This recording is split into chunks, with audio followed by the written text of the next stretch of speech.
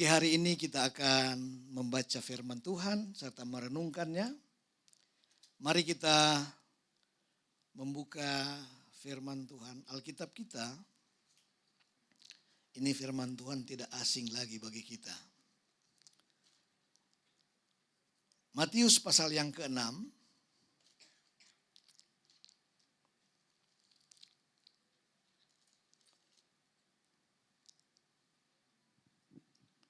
Ayat yang ke-25 sampai ayat yang ke-34.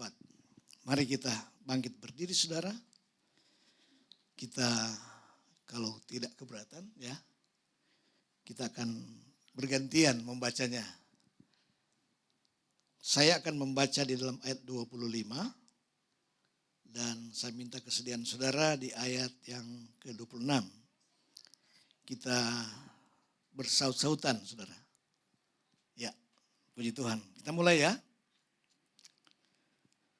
Matius pasal yang ke-6 ayat 25 sampai ayat yang ke-34.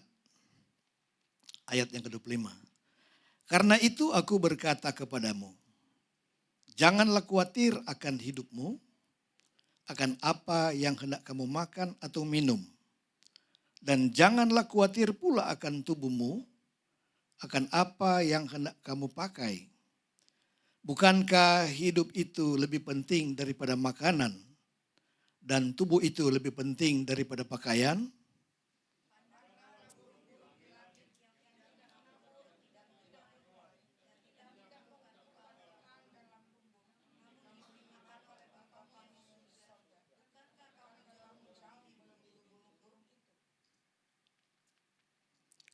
Siapakah di antara kamu yang karena kekhawatirannya dapat menambahkan sehasta saja pada jalan hidupnya?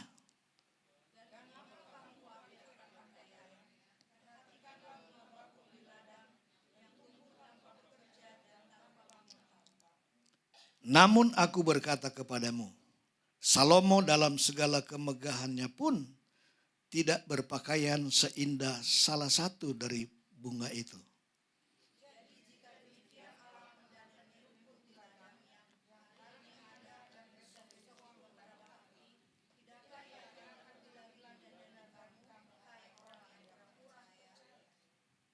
Sebab itu janganlah kamu khawatir dan berkata, apakah yang akan kami makan? Apakah yang akan kami minum? Apakah yang akan kami pakai?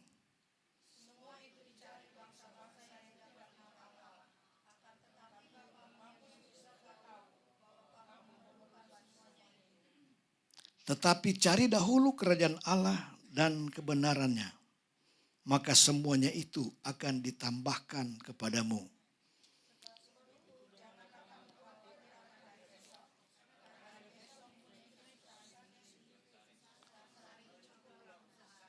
Haleluya. Silakan duduk. Terima kasih buat kerjasama yang baik.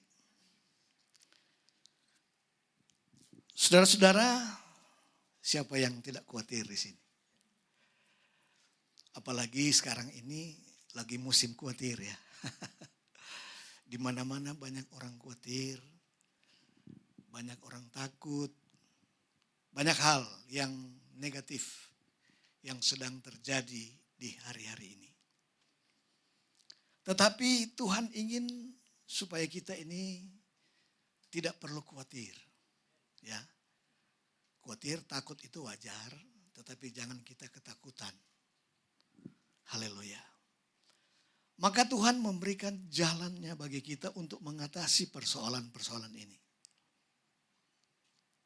Semua kita sudah tahu ayat ini, ayat favorit bagi kita ya. Cari dahulu kerajaan Allah dan kebenarannya. Makanya semuanya itu akan ditambahkan kepadamu. Saudara-saudara, mencari kerajaan Allah. Saya dulu sekian tahun saya menjadi orang Kristen. Saya memang lahir dari Kristen. Tetapi saya tidak mengerti kerajaan Allah ini. Apa sih kerajaan Allah ini? Karena kalau kita sudah mendapatkan kerajaan Allah ini, maka ya kekhawatiran itu, apa yang kita perlukan itu akan ditambahkan. Enak ya? Apa yang kita perlukan akan diberikan. Karena Tuhan memang sesuai dengan Yeremia 29 ayat 11, Tuhan memang merancangkan damai sejahtera bagi manusia. Memang rancangan Tuhan sejak semula, Tuhan menjadikan manusia supaya manusia itu hidup damai. Waktu manusia pertama dijadikan oleh Allah, manusia itu setelah Allah menjadikan langit dan bumi, Allah juga menjadikan Taman Eden. Kemudian Allah menempatkan manusia itu di taman itu. Berarti indah sekali ya. Amin. Ini rancangan Allah. Tetapi sayang manusia itu tidak taat kepada firman Tuhan. Sehingga manusia itu harus keluar, terusir dari taman itu. Oleh karena apa? Oleh karena tidak taat kepada firman Tuhan. Cuma makan buah sebentar ya.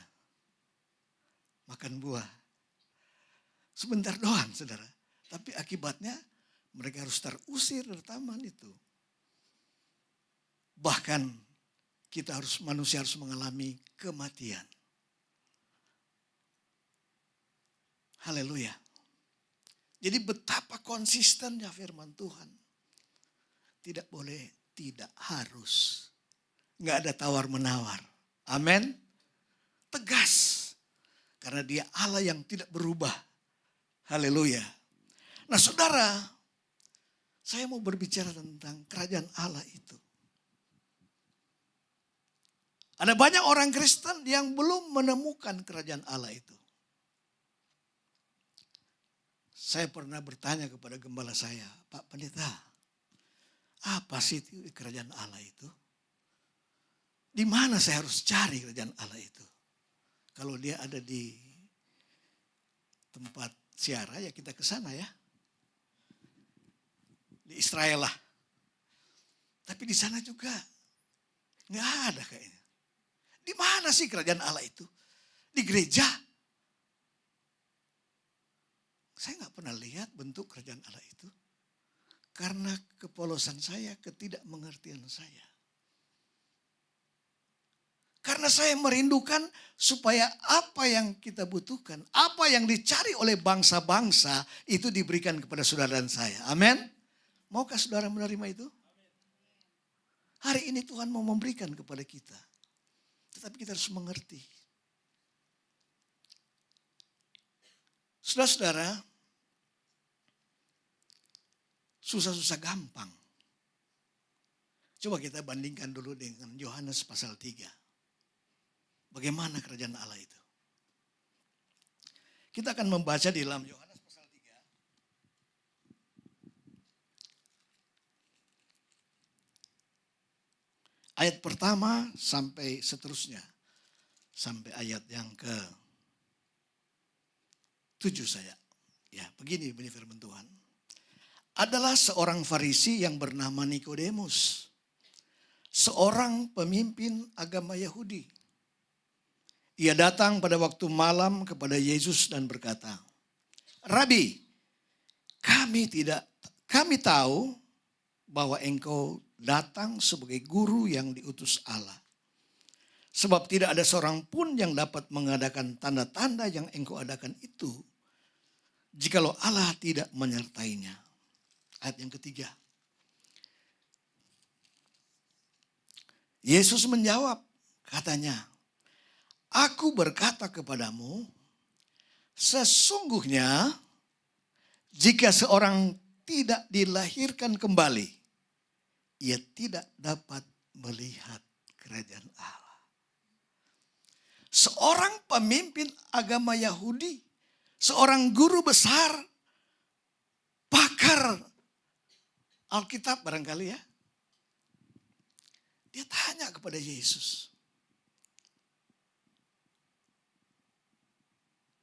Dan kata Yesus, jika engkau tidak dilahirkan kembali, engkau tidak dapat melihat yang kita mau cari-cari itu loh, kerajaan Allah itu. Amin. Jadi kerajaan Allah itu ada di mana? Kalau kita tidak dilahirkan kembali, dan kelahiran kembali ini apa? Saya baca terus saudara ya. Kata Nikodemus kepadanya, bagaimanakah mungkin seorang dilahirkan kalau ia sudah tua? Dapatkah ia masuk kembali ke dalam rahim ibunya dan dilahirkan lagi? Jawab Yesus, aku berkata kepadamu, sesungguhnya jika seorang tidak dilahirkan dari air dan roh, ia tidak dapat masuk ke dalam kerajaan Allah. Apa yang dilahirkan dari daging adalah daging, dan apa yang dilahirkan dari roh adalah roh. Janganlah engkau heran karena aku berkata kepadamu, kamu harus dilahirkan kembali. Jadi syarat untuk memperoleh kerajaan Allah itu harus dilahirkan kembali. Nah, Nikodemus bertanya, bagaimana mungkin itu dapat terjadi kalau aku sudah tua? Dapatkah aku dapat masuk kembali ke dalam rahim ibu saya? Haleluya. Sama dengan pertanyaan saya dulu, saudara. Saya tidak mengerti. Sehingga kerajaan Allah itu belum saya jumpai waktu itu. Haleluya. Kelahiran kembali. Bingung ya? Bagaimana untuk dilahirkan kembali? Kalau kita dilahirkan dari mama papa saya, kita anak siapa? Ya? Anak mami dan papi saya ya. Karena saya lahir dari orang tua saya kan. Kalau saya lahir dari Tuhan, saya menjadi apa saudara? Apa saudara? Anak Tuhan toh. Yohanes 1 ayat yang ke-11. Coba kita lihat.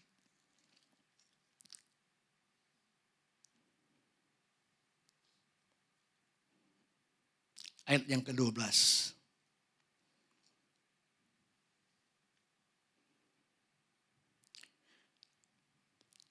Atau saya baca saja mulai ayat 11 ya.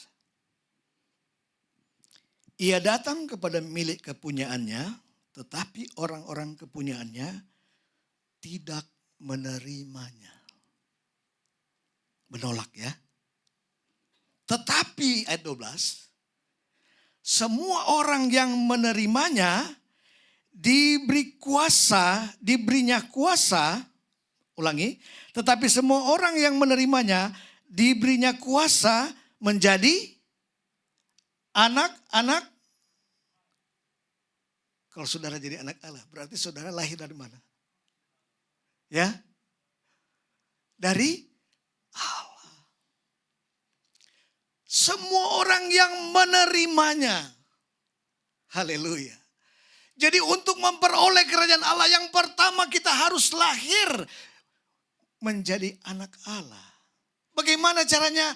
Kita harus menerima Dia. Haleluya. Menerima Yesus. Menerima kebenaran firman-Nya. Menerima perkataan-perkataannya. Haleluya.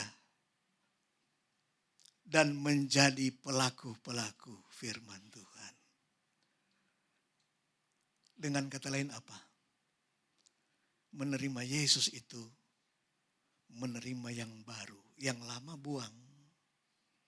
Yang baru sudah datang. Yang lama tinggalkan. Bukan kita nanti jadi baru lahir lagi sebagai bayi, saudara. Tapi terjadi perubahan hidup dalam hidup kita. Haleluya. Saudara, dengan kata lain, Matius 3 ayat yang kedua. Bertobatlah sebab kerajaan Allah sudah dekat. Jadi untuk menyambut kerajaan Allah, maka kita harus dilahirkan kembali. Kelahiran kembali itu adalah pertobatan. Meninggalkan yang lama, masuk pada kehidupan yang baru. Seturut dengan firman Tuhan. Maka saudara mulai dibentuk. Saudara lahir dari Allah. Ketika saudara lahir dari Allah, saudara memiliki kekuatan Allah. Sebab engkau bukan anak dunia ini lagi. Engkau adalah anak-anak Allah. Artinya apa? Diberi otoritas Allah. Haleluya. Sebab itu Yesus berkata di dalam Matius 3 tadi. Matius 6 tadi.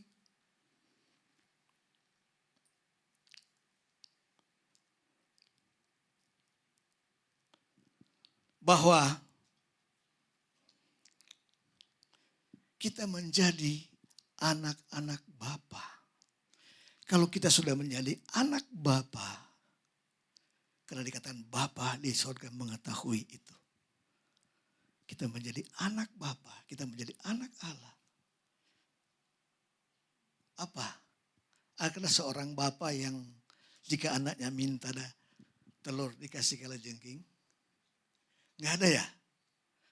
Minta ikan dikasih batu? Nggak ada ya? Yesus katakan, sedangkan kamu yang jahat tahu memberi yang baik kepada anak-anakmu. Apalagi Bapa kita di surga. Amin. Dia akan memberkatimu. Dia akan memberi pemeliharaan kepadamu.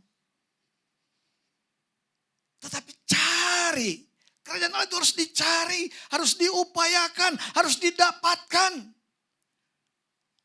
Pengkhotbah belum tentu sudah anak Allah loh. Gembala belum tentu sudah anak Allah loh. Tapi orang yang bertobat, yang percaya kepada Yesus, dia anak Allah. Haleluya. Haleluya. Saudara-saudara keselam Tuhan, kadang-kadang mumet ya. Lihat situasi kondisi ya. Kita lihat saudara di dalam Galatia pasal yang ke-5. Karena kerajaan Allah itu bukan soal makan dan minum. Tapi kerajaan Allah itu soal apa saudara? Damai sejahtera. Kuasa. Tetapi kita akan melihat memperoleh kerajaan Allah itu seperti apa. Langsung saja kita buka. Galatia pasal 5.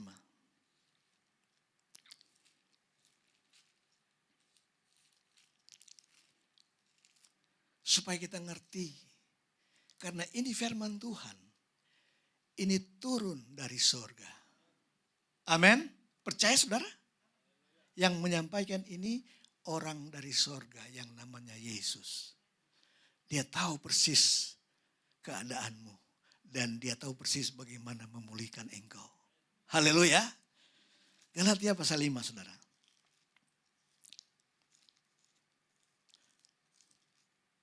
Galatia pasal 5.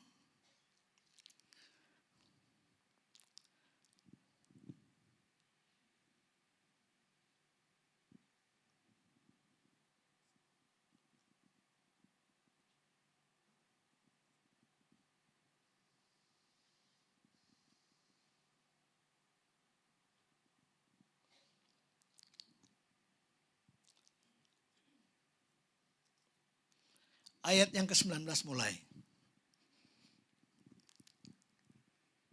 Dia katakan begini. Perbuatan daging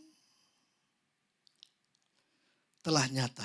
Yaitu percabulan, kecemaran, hawa nafsu, penyembahan berhala, sihir, perseteruan, perselisihan, iri hati, amarah, kepentingan diri sendiri, percederaan, roh pemecah, kedengkian, kemabukan, pesta pora, dan sebagainya. Semuanya itu kuperingatkan kamu seperti yang telah kubuat dahulu. Bahwa barang siapa melakukan hal yang demikian, ia tidak akan mendapat bagian dalam. Haleluya. Tidak dapat bagian.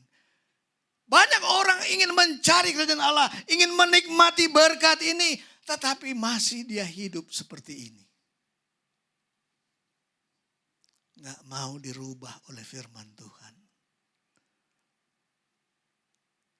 Salah siapa? Yang ngajarin yang salah atau yang mendengar yang salah? Kami seringkali konseling, saudara.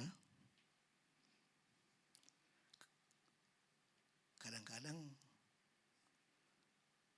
orang tuh berbuat lagi yang tidak melanggar kebenaran. Setelah ditanya lagi, nggak tahu Pak, emang nggak diajarin di sana? Udah, yang salah yang ngajarin atau yang kamu yang mendengar? Ini buku kehidupan. Ini firman Allah yang akan menuntun kita, bukan gereja saudara. Gereja cuma tempat kita menerima pengajaran. Amin. Tapi untuk menjadi anak Allah tergantung saudara. Mau berubah enggak? Mau bertobat enggak? Haleluya. Kita harus dilahirkan kembali. Kita harus diubahkan dalam hidup kita. Oleh karena percaya kita kepada Yesus. Oleh percaya kita kepada firman Tuhan. Bahwa firman Tuhan itu adalah Tuhan itu sendiri. Yang ingin mengubah kita. Sehingga kita akan mengalami damai sejahtera. Tidak khawatir dalam hidup ini saudara. Amin. Tidak ketakutan. Kita dipelihara oleh Allah. Kita menjadi umat-umat kesayangannya. Kita dilindungi dalam kehidupan kita. Dulu kalau bilang berani karena benar ya. Takut karena salah. Haleluya. Kerajaan Allah itu harus diterima seperti seorang anak kecil. Begitu toh? Begitu enggak? Kata Yesus kepada murid-muridnya, barang siapa tidak menyambut kerajaan Allah ini, dia harus menjadi seperti seorang anak kecil yang mau diajar, saudara. Dididik. Biasa kalau anak-anak itu gampang ya. Karena masih polos ya. Kalau dari gede agak rada susah ya. Terlalu banyak itu filsafat manusia soalnya. Apalagi sekarang ini orang mulai menggeser firman Tuhan dengan menurut pola pandang mereka. Baru-baru ini apa yang viral? Ya? Progresif ya. Waduh, repot deh. Saudara, firman Tuhan ini turun dari sorga menjadi manusia yang nama Yesus. Dan dia telah mengajarkan secara langsung untuk memberitahukan. Ini loh jalan untuk menuju kepada Bapa di sorga. Amin. Dia sendiri datang, turun dari sorga, lahir menjadi seorang anak. Dan dia telah mengajarkan. Sebab itu dia katakan, akulah jalan kebenaran dan hidup. Tidak ada seorang pun dapat sampai kepada Bapa kalau tidak melalui aku. Haleluya. Dan dia telah datang sebagai firman Tuhan yang hidup. Dan dia telah mengajarkan. Saudara, saya baca tentang Yesus. Dia dari desa ke desa. Kota ke kota. Untuk apa? Memberitakan kerajaan Allah sudah dekat. Amin. Untuk apa dia datang? Untuk memberitakan face to face, baik dalam kelompok, ngajarin. Supaya ini loh jalannya untuk memperoleh selamat. Baik yang sekarang ini, selama kita masih dalam dunia ini, dia pelihara kita. Sehingga dia berjanji, jangan kamu khawatir. tentang apapun juga. Saudara-saudara, ada satu pengalaman saya di dalam Matius 6 ini. Ayat yang ke-27 ya. Maaf, saya minum sebentar.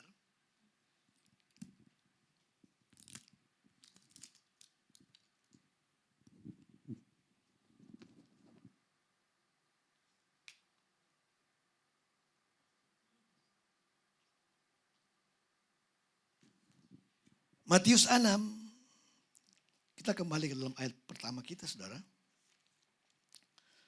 Ini pengalaman saya yang sangat luar biasa. Ayat yang ke-27. Dikatakan begini. Siapakah di antara kamu yang karena kekhawatirannya dapat menambahkan sehasta saja pada jalan hidupnya? Saudara, tahun 96, 95, 96 saya mengalami sakit. Dan sakit saya itu saudara aneh. Saya kalau ke toilet, saya nggak berani kunci dari dalam. Karena saya pikir begini, kalau saya mati di dalam, siapa yang mendengar saya? Ketakutan. Dulu di kampung ya, ada namanya toa, pengeras suara. Kalau ada orang yang meninggal, dipublikasikan lewat toa ini. Kalau saya dengar itu, saya ketakutan. Dilarikan ke dokter. Serba takut. Tidak berani bawa mobil sendiri. Nonton TV ada apa-apa yang sedikit, udah ketakutan saudara. Saya dibawa ke rumah sakit. Diperiksa segala-galanya. Direkam jantungnya, di semua. Dokter bilang, nggak sakit pak. Loh, saya yang ngerasa saya sakit, bagaimana? Bilang nggak sakit. Nggak sakit pak. Waduh, apa dong? Rupa-rupanya itu cara Tuhan untuk memanggil saya, saudara. Saya sudah Kristen, saudara. Saya dapat ayat ini. Iya ya, saya pikir, iya ya. Biar saya takut. Emangnya takut itu bisa menolong saya? Nggak bisa rupanya dia nolong saya. Tambah takut, tambah takut. Ayat ini yang membuat saya bangkit. Haleluya. Berarti saya harus percaya kepada Yesus. Mulai saat itu berangsur-angsur. Saya dipulihkan, dipulihkan, dipulihkan. Dikuatkan, semakin percaya kepada firman Tuhan. Semakin percaya kepada Yesus, semakin percaya. Dan saya terus mau melakukan itu. Melawan pikiran sendiri gak gampang saudara. Dan saya keluar dari persoalan itu. Saya lahir dari Tuhan. Saya beroleh kekuatan dari Tuhan. Rohnya yang memberi kekuatan bagi saya. Membangkitkan saya. Mengalahkan rasa takut itu. Dan seterusnya. Sampai hari ini. Saya bisa berdiri di sini. Karena firman Tuhan. Karena Yesus yang memberi kekuatan kepada saya. Haleluya. Firman Tuhan adalah Allah itu sendiri. Ketika kita menjadikan firman Tuhan itu dalam hidup kita, Allah itu mulai berkarya dalam hidup kita. Amin. Jangan cuma menjadi pendengar saja. Tetapi kita harus menjadi pelaku atas firman Tuhan. Karena saudara harus percaya bahwa firman Tuhan ini, perkataan Yesus itu turun dari sorga. Haleluya. Amin. Bukan dari dunia ini. Dari dunia ini segala filsafat manusia. Pembenaran-pembenaran manusia. Tapi firman Tuhan itu datangnya dari sorga. Dibawa langsung oleh Yesus. Haleluya. Yang adalah firman itu sendiri. Dan dia telah mengajarkan dari kota ke kota, dari desa ke desa, bagaimana kita harus memperoleh kerajaan Allah itu. Sudahkah engkau menemukannya? Haleluya. Mulai mengadakan perubahan melalui firman Tuhan yang engkau pahami. Mulailah. Maka semua orang yang menerima, Yohanes 1 ayat 12. Engkau menerima kuasa itu. Amin. Engkau menerima kuasa itu. Dan engkau menjadi anak-anak Allah. Setelah jadi anak Allah, terus langsung enak? Enggak. Diproses. Amin. Diproses. Dilatih oleh Bapa kita. Karena jadi anak Allah itu bukan anak-anak gampang toh. Proses. Saudara-saudara, di tempat kami itu ada ayat-ayat dulu waktu Natal. Ditampal di dinding-dinding. Kasih, sukacita, kesabaran, penguasaan diri. Ini materi-materi untuk memproses kita. Amin. Supaya apa? Supaya menjadi serupa dengan Kristus. Serupa dengan firman Tuhan. Karena saudara, kita ini di dunia ini cuman transit. Kita akan memasuki suatu kehidupan yang kekal untuk selama-lamanya. Amin. Kita enggak terus-terusan begini. Ganteng terus. Pak Daniel, Ibu Jini jadi ganteng terus. Enggak, satu waktu kita akan keriput. Benar enggak? Tinggal dituntun-tuntun sama cucu. Ini akan berjalan, saudara. Tidak bisa tidak. Tetapi ada satu tujuan akhir dalam hidup kita. Kita akan hidup selama-lamanya bersama dengan Tuhan kita. Tetapi untuk ke sana, maka kita harus memperoleh kerajaan Allah mulai dari sekarang ini. Di dunia ini, selama kita masih diberi nafas oleh Tuhan. Cari. Di dalam Matius 7 dikatakan, carilah, maka engkau akan mendapatkannya. Ketoklah, maka pintu akan dibukakan bagimu. Mintalah, maka engkau akan diberikan. Amin. Cari hal-hal yang ada di atas. Yang di dunia ini cuman mengikuti, saudara, Tuhan yang akan kasih. Amin. Kalau dia bilang jangan khawatir, nanti khawatir. Enggak lah.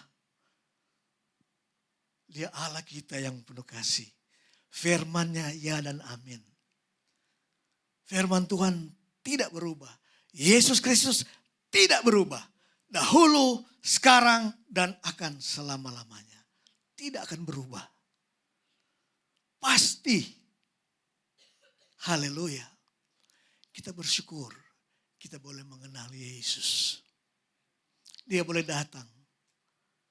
Saudara, kita masih suasana Paskah ya. Ya, selamat Paskah ya. Haleluya. Paskah itu artinya apa?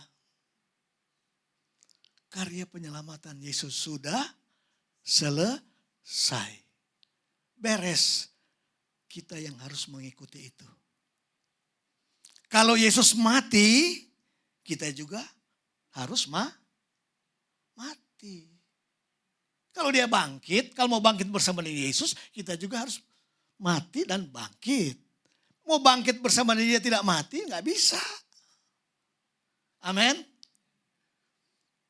Kalau di dalam Roma pasal yang ke-6 bilang, barang siapa sudah mati dengan Kristus, dia juga akan bangkit bersama dengan Kristus. Tapi banyak orang yang belum mati kedagingannya.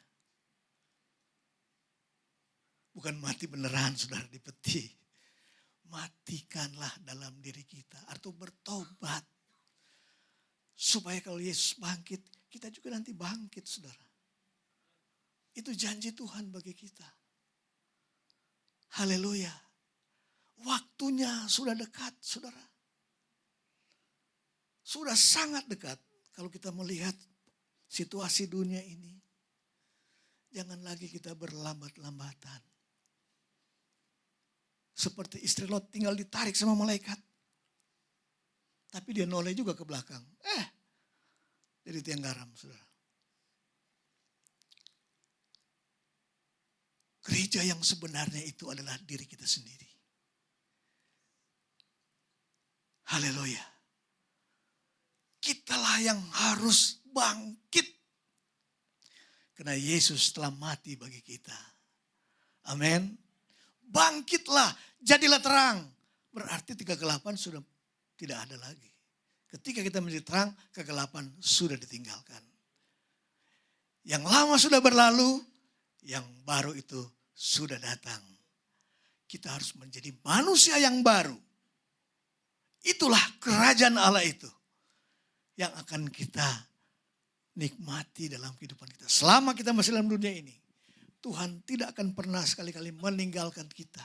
Dia akan terus memberkati kita. Sebab kita ini adalah orang-orang, anak-anak Allah untuk menjadi waris kerajaan Allah. Haleluya. Saudara-saudara, kalau mau dipikir, gereja begitu aja. Betul nggak? Pagi, siang, ya begitu-begitu. Liturginya begitu-begitu. Orang bisa bosan loh. Tapi yang Tuhan maksudkan itu adalah kehidupan kita di dalam kebenaran firman Tuhan. Ini yang tidak akan layu, saudara. Amin. Tuhan mau kita menjadi gereja yang hidup. Bukan sekedar menjadi jemaat NIC, GKPR. Bukan. Tapi kita harus menjadi orang-orang seperti dalam Roma 8 ayat 14. Coba kita lihat. Roma 8 ayat 14.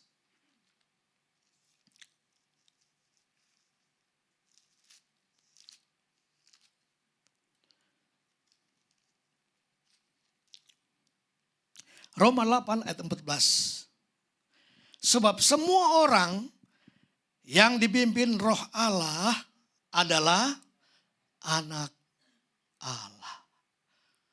Anak berarti sudah dilahirkan. Amin. Dan dia berhak untuk melihat dan masuk dalam kerajaan Allah. Amin. Haleluya. Dan kerajaan Allah itu adalah damai sejahtera serta sukacita dari Roh Kudus. Kita akan berjalan dalam damai dan sejahtera dengan pimpinan Roh Kudus, saudara. Amin. Siang hari ini, saudara, mari kita melihat kembali rumah Allah ini. Sudah sejauh manakah perjalanan rohani kita? Sudahkah kita mendapatkan kerajaan Allah itu?